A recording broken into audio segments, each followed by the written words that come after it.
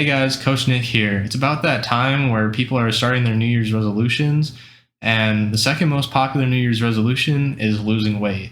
So, giving people the correct information on how to do that is very important. Nowadays, the fitness media is plagued by these fad diets like paleo or keto or the eat anything diet that promise to make you lose about 20 pounds a month, which is ridiculous. However, losing that much weight that quickly is not realistic or healthy, and trying to follow a fad diet will most likely end up with you rebounding anyway. So let's go back to the basics of losing weight so you can create a diet that works for you. Okay, so the most important factor in losing weight is calories. The amount of calories that you consume must be lower than the amount of calories that you burn in order to lose weight. So how do we make sure we do that? Well, there's a thing called maintenance calories. This is the amount of calories you can eat in a day without gaining or losing weight. The average female has about 1,800 calories as their maintenance, while an average male has about 2,500 calories for their maintenance. In order to get your specific calories, you might need to do some experimenting. What I recommend is to track your calories for a whole week straight and try to make sure that the amount of calories you eat per day is about the same.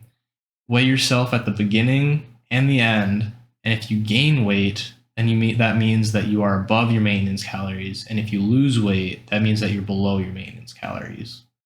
For tracking your calories, I recommend using an app called MyFitnessPal. It's free, it's really easy to use, and makes it a lot easier to calculate the calories that you're eating without doing it by hand. So once you've found your maintenance calories, you might be wondering, how many calories should I eat below my maintenance in order to lose weight? In order to lose weight correctly, the maximum amount of weight that you want to lose per week is about 1% of your current body weight. This is to ensure that you lose the least amount of muscle possible while also giving you the best odds of not going into a rebound. In order to lose 1 pound, you need to burn 3,500 calories. So, for an example, say you are 200 pounds and you want to lose some weight. 1% of 200 is 2 pounds. So an ambitious goal, or the maximum amount that I would recommend, is to lose 2 pounds per week.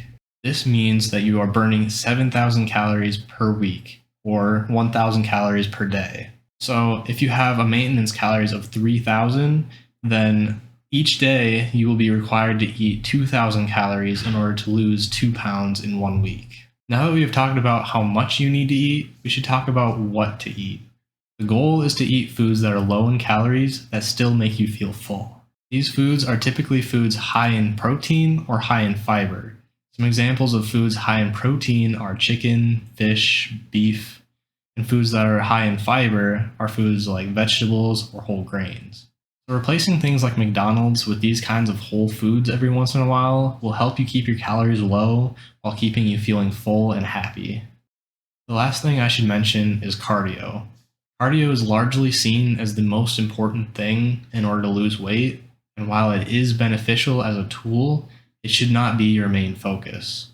This is because cardio will help you burn a couple hundred calories maximum per day, but the choices that you make in your diet have a much greater impact on your overall calorie intake and expenditure.